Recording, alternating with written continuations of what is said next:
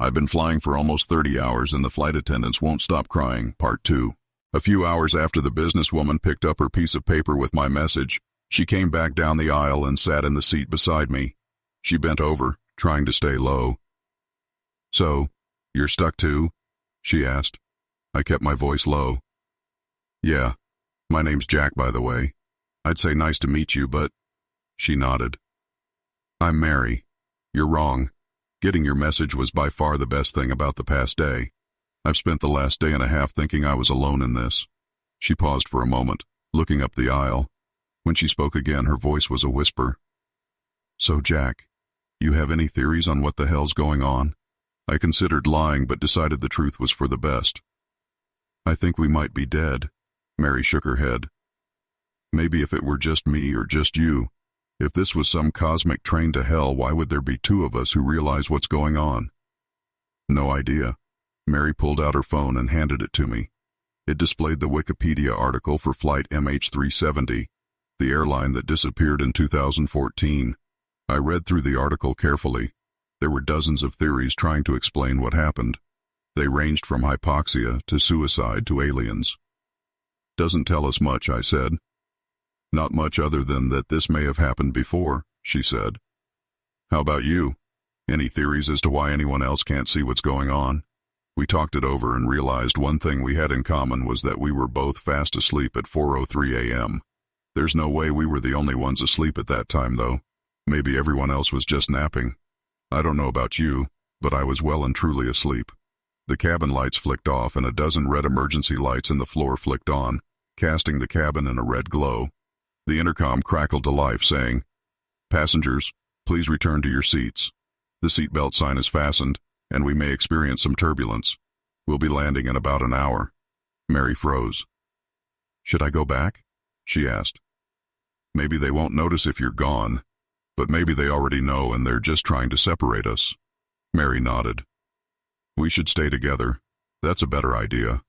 The intercom crackled again.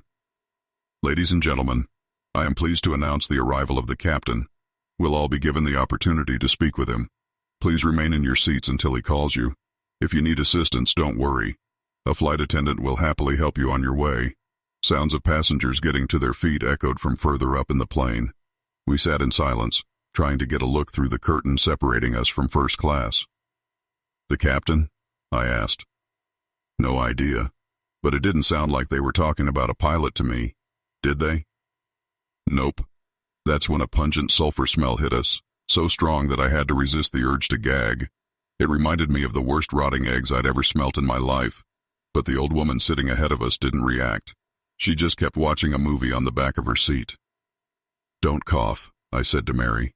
We fought it for a few long seconds before giving in, coughing hard and violently. A second later, the curtain opened. Mary and I froze, staring down the now red fuselage.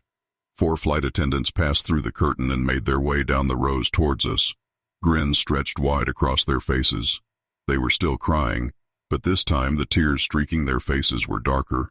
It's hard to say with the lighting, but it looked like blood. My eyes weren't drawn to them, though.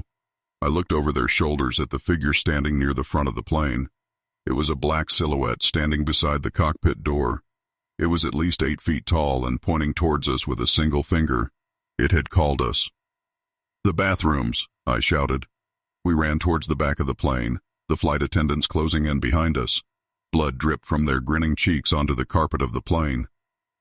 "The captain is here," he said in a perfect customer service voice. His grin widened as he moved towards us.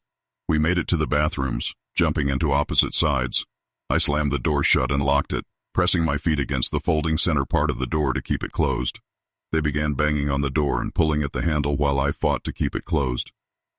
"I'm sorry, but you'll both need to speak with the captain," one of the flight attendants said. "Jack!" Mary screamed. "Jack, help!" A distinct snapping sound like breaking metal came from her bathroom. She continued to scream as the sounds of struggle migrated up towards the front of the plane, towards the black figure I'd seen. I'd like to say I jumped out and fought them, that I distracted them or did something heroic. I didn't. She was carried away, and a few short seconds later her screaming was cut off.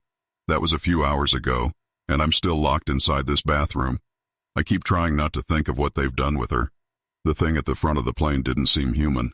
I hope it didn't kill her. Not after she was shouting for my help like that. I couldn't take that. I haven't heard any movement outside in a few hours, but I'm terrified to open the door. I'm far from the seat outlet, so my phone's almost dead and I haven't eaten in way too long. If I go out there, will the flight attendants remember? What if that thing is still waiting for people? I don't have much time to make a decision, but I'll update you all here with what happens next. R. Worcester Street.